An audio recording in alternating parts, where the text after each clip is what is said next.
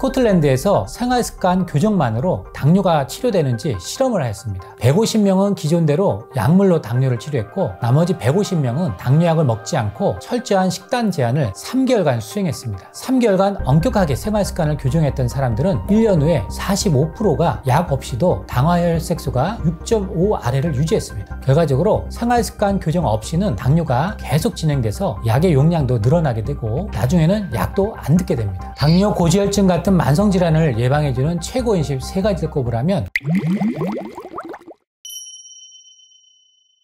국가건강정보를 보면 당뇨병 환자는 매년 증가 추세를 보이고 있고 2022년 기준 당뇨병 환자는 만 30세 이상 전체의 14.8%입니다. 당뇨병이 급증하는 이유는 과도한 음식물 섭취와 운동량 감소로 인해 비만증의 증가 때문으로 여겨집니다. 단 것을 많이 먹는다고 당뇨병이 생기지는 않지만 체중이 늘어날 수 있고 비만증이 생기면 당뇨병이 생길 위험성이 증가합니다. 당뇨가 위험한 이유는 바로 합병증 때문인데요. 몸이 크고 작은 혈관을 손상시켜서 전신의 여러 합병증을 유발, 생명을 위협하기 때문입니다. 혈관 합병증도 미세혈관의 합병증이 있고 대혈관의 합병증으로 발생할 수 있습니다. 미세혈관 합병증 가운데 망막병증, 신장질환, 신경병증을 당뇨병의 3대 합병증이라고 하고 망막은 눈의 가장 안쪽에 있는 신경조직인데 지속된 고혈당에 동반돼서 눈의 모세혈관에서 시작되는 미세혈관 장애입니다. 당뇨병 환자가 증가함에 따라서 시각장애의 중요한 원인이 되고 있고 실명 원인의 2위가 되고 있습니다. 그 다음 당뇨병 신장질환이 있는데요. 당뇨병은 만성 신장질환의 가장 흔한 원인입니다. 신장에서 노폐물을 거르는 핵심 필터 역할하는 사구체는 동그랗게 뭉쳐진 모세혈관 덩어리입니다. 따라서 장기간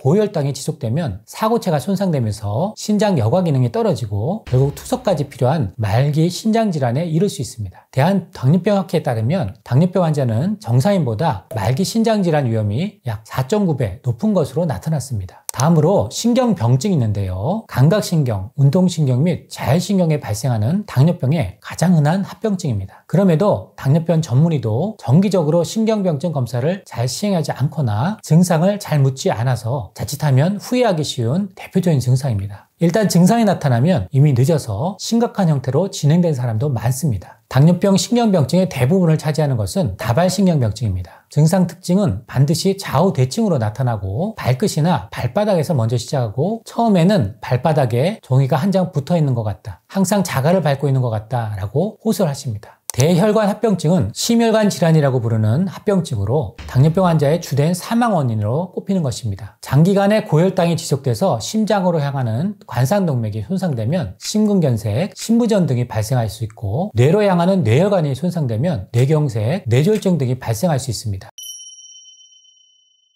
당뇨, 고지혈증 같은 만성질환을 예방해주는 최고 인식 3가지를 꼽으라면 현미, 고구마, 오미자를 꼽겠습니다. 통곡물은 먹기 힘든 겉껍질 부분만 제거한 천연곡물을 뜻합니다. 식감이 거칠어서 부드럽게 넘어가지 않기 때문에 우리나라 사람들은 매끈하게 정제된 백미를 주식으로 삼고 있습니다. 그러나 현미를 드셔야 합니다. 식이섬유를 충분히 섭취하면 혈당, 혈중 콜레스테롤 수치를 낮춰주는데 도움을 줍니다. 탄수화물이 살찌는 식품이란 인식이 있지만 통곡물은 탄수화물 식품임에도 예외에 속합니다. 통곡물의 풍부한 식이섬유가 공복감을 줄여주고 일찍 포만감을 느끼도록 하기 때문입니다. 통곡물은 당뇨병의 예방, 치료에도 효과적입니다. FDA의 연구에 따르면 한 번에 약 30g씩 하루 3번 통곡물을 먹거나 전체 곡물 섭취의 절반을 통곡물로 바꾸면 심장병, 당뇨병 예방에 도움이 되었다고 보고하였습니다. 이는 혈당 조절을 돕는 마그네슘, 크롬, 식이섬유 등이 풍부하게 들어있어서입니다. 또 다른 최고의 음식은 고구마가 있습니다. 불과 수십 년 전까지 고구마는 구황식품이었습니다. 배고픔을 이겨내는 식품이라는 의미인데요. 그러면서 고구마는 최고의 건강식품으로 대표적 다이어트 식품으로 꼽힙니다. 식품영양 전문가로 구성된 미국 공익과학단체는 고구마를 최고 건강식품 1위로 선정했습니다. 일본 후생노동청은 고구마를 준완정식품으로 평가했습니다. 완정식품은 건강상 필요로 하는 영양소를 모두 지닌 단독식품을 말합니다. 고구마에는 탄수화물, 비타민C, 토코페롤, 베타카로틴 등 항산화 성분, 식이섬유가 풍부합니다. 그 외에도 칼륨이 풍부하다는 것인데요. 영국 임페리얼 칼리지 런던 연구팀은 매일 큰 고구마 1개를 먹어서 칼륨 1g을 섭취하면 혈압이 2 정도 낮아지고 뇌졸중도 심장질환 발생 위험도 낮춘다고 발표하였습니다. 마지막으로 오미조를 추천합니다. 5가지 맛을 낸다 해서 이름이 붙여진 오미자는 당뇨에 특히 좋은 음식입니다. 실제로 대구대 생명공학과 연구팀이 당뇨 유발쥐에 3주 동안 오미자 추출물을 투여한 결과 쥐들의 혈당 수치가 최대 39%나 감소했습니다. 또 다른 연구에선 오미자가 인슐린 기능을 50배나 더 활성화시키는 것으로 나타났습니다. 인슐린은 포도당수를 제어해서 혈당 수치를 정상화시켜주는 체내 호르몬입니다. 인슐린 기능이 강화되면 그만큼 당뇨 위험에서 벗어날 수 있는 것입니다. 현미, 고구마, 오미자는 당뇨뿐만 아니라 암 예방에도 좋은데도 현미는 항암 효능이 있는데 프로제아제 성분 때문입니다. 이 성분은 암세포의 성장을 방지합니다. 또한 현미를 꾸준히 먹으면 포도당이 산화되지 않게 해서 암세포 증가를 예방합니다. 리놀레산, 식이섬유도 풍부해 활성산소를 없애서 노화 방지 효능이 있고 피부 미용에도 좋습니다. 고구마는 항암 슈퍼푸드로 유명합니다. 세계보건기구 WHO가 지정한 3대 면역식품이 고구마, 토마토, 케일입니다. 바로 고구마가 3대 면역식품에 속합니다. 2007년 일본 도쿄대 의과연구소는 항암 효과가 있는 채소 82종 가운데 고구마의 발암업체율이 가장 높게 나타났다고 밝혔습니다. 고구마의 식이섬유는 흡착력이 강해서 체내 각종 발암물질은 물론 대장암의 원인이 되는 담즙 노폐물을 흡착해서 배설시키는 작용을 합니다. 또한 고구마 껍질과 속살에 함유된 베타카로틴과 안토시아닌 등의 성분도 암을 막아주고 치료하는 데 도움을 줍니다. 오미자는 한약재로 실제 한의사들이 임상에서 암 환자에게 많이 활용하고 있습니다. 영국 포츠머스 대학 연구팀에 의하면 오미자에 들어있는 항산화 성분인 쉬잔드린 B가 종양 억제 작용이 강한 자연 폴리페놀 성분으로 모든 병기의 대장암, 특히 말기 대장암에 효과가 있다는 연구 결과를 발표했습니다. 농촌진흥청 국립식량과학원의 연구에 따르면 2인분 기준의 현미밥을 지을 때 소주를 2잔 정도 넣고 조리하면 식감도 부드러워지고 순수한 물인 정제수를 넣고 조리할 때보다 대표적인 항산화 영양소인 폴리페놀 함량이 증가했다고 합니다. 현미밥을 지을 때는 압력밥솥보다 일반 밥솥을 사용하면 고온에 의한 영양성분 파괴를 줄여서 폴리페놀 함량을 높이는 데 도움이 된다고 합니다. 고구마의 경우에는 섭취 방법에 주의를 기울이셔야 합니다. 고구마 100g 기준으로 혈당 상승 속도를 혈당지수 GI라고 부릅니다. GI가 55 이하로 낮으면 당뇨병 예방, 조절에 좋지만 70 이상이면 GI가 높아서 혈당을 빠르게 올립니다. 한국당뇨협회에 따르면 생고구마의 GI는 61로 낮은 편이고 감자는 90으로 높습니다. 백미 등 도정된 곡물보다는 통곡물이 좋고 과일보다는 채소의 GI가 낮습니다. 그러나 고구마도 혈당 관리에 안심하셔서는 안 됩니다. 조리 방식에 따라서 GI가 다르기 때문인데요. 생고구마와 달리 구우면 녹말이 당분으로 변해서 GI가 80 이상으로 크게 오릅니다. 튀기면 70, 삶은 고구마가 45로 가장 낮습니다. 따라서 당뇨병 예방이나 관리를 위해서 생으로 먹거나 삶아서 먹는 것이 좋습니다. 오미자의 경우에는 생으로 과량 섭취하면 부작용이 생길 수도 있습니다. 오미자가 신맛이 매우 강한데요. 이것이 위장에 부담이 되기 때문입니다. 특히 식도에 역류질환이 있거나 소화성 궤양 등이 있는 경우에는 주의가 필요합니다. 오미자 청을 드시는 것도 주의하셔야 되는데요. 청을 만들 때 보통 설탕과 액상과당 등을 첨가합니다. 오미자는 당뇨에는 좋지만 이 설탕이나 액상과당은 체내 흡수 속도가 빠르기 때문에 혈당을 급격히 올려서 오히려 당뇨병을 유발시키고 고혈압과 비만을 초래할 수 있습니다. 따라서 오미자는 따뜻한 물에 우려서 차로 드시는 것이 가장 좋습니다.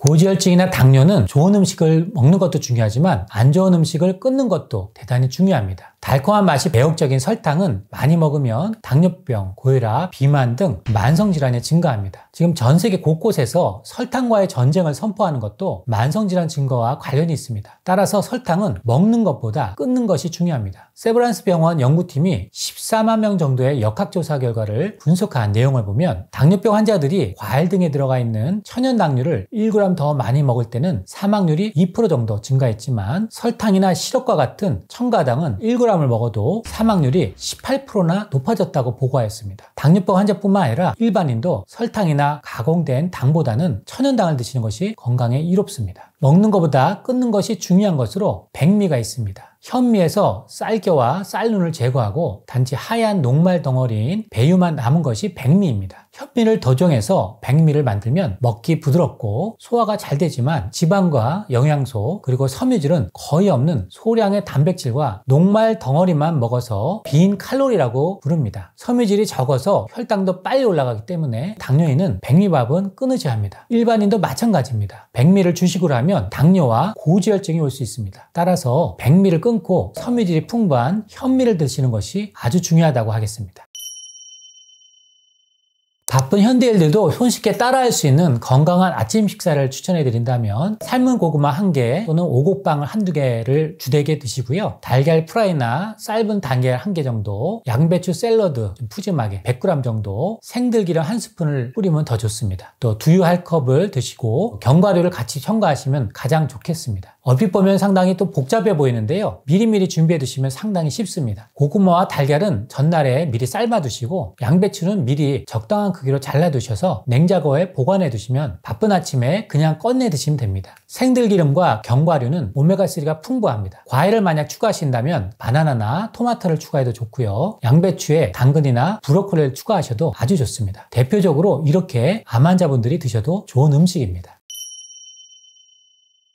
당뇨병 환자가 약을 먹지 않고도 철저한 생활습관 개선을 통해서 완치는 아니더라도 완화 상태를 유지하는 것은 가능합니다. 당뇨병 진단을 받으면 기본 원칙이 전체 칼로리를 줄이는 것입니다. 특히 탄수화물을 줄이고 다른 영양소를 균형 있게 드셔야 합니다. 스코틀랜드에서 생활습관 교정만으로 당뇨가 치료되는지 실험을 하였습니다. 150명은 기존대로 약물로 당뇨를 치료했고 나머지 150명은 당뇨약을 먹지 않고 850kcal를 섭취하는 철저한 식단 제한을 3개월간 수행했습니다. 3개월간 엄격하게 생활습관을 교정했던 사람들은 1년 후에 45%가 약 없이도 당화혈색소가 6.5 아래를 유지했습니다. 보통 6.5 이상을 당뇨라고 합니다. 2년째에는 35%가 이 상태를 유지했습니다. 특히 10kg를 감량한 이들은 더 효과가 좋아서 1년째에 70%, 2년째 60%가 당화혈색소 6.5 아래를 유지했습니다. 하지만 약에 의존했던 사람 중에서 약을 끊은 사람들은 3에서 4%밖에 안 됐습니다. 결과적으로 생활습관 교정 없이는 당뇨가 계속 진행돼서 약의 용량도 늘어나게 되고 나중에는 약도 안 듣게 됩니다. 탄수화물은 식이섬유가 풍부한 통곡물, 현미, 채소, 콩류, 과일로 드시고 과식하지 마시고 고기 등 포화지방이나 라면, 과자 같은 트랜스 지방이 많은 음식을 줄이시고 생선류나 등푸른 생선, 오메가3가 풍부한 음식을 드셔야 합니다. 2020년 세계보건기구는 가이드라인에서 모든 성인은 주당 최소 150분에서 300분의 유산소 운동을 해야 한다고 밝혔습니다. 근력 운동도 중요합니다. 근육이 있어야 당을 소모하거나 저장할 수 있기 때문에 일주일에 2번 이상의 근력 운동을 하셔야 합니다. 나이가 들수록 운동의 중요성은 더 커집니다. 근육은 우리 몸을 지탱하고 혈압, 혈당 등 정상적인 대사 활동을 돕습니다. 특히 근육은 30대 후반이나 40대부터 매년 1% 이상 줄어듭니다. 근력은 최대 4%까지 감소합니다. 특히 50대 이후에는 근육 손실량이 더 커져서 근력 감소에 따른 건강 문제를 겪는데요. 중년이 쉽게 집에서도 시도해 볼 수 있는 가벼운 근력 운동으로 윗몸 일으키기와 플랭크 운동이 있습니다. 제가 추천하는 대표적인 운동은 태국권입니다. 태국권은 하체를 단련시키면서 중년 이후에 노년까지 큰 어려움 없이 도움되는 대표적인 운동이라 여러분에게 추천드리고 싶습니다.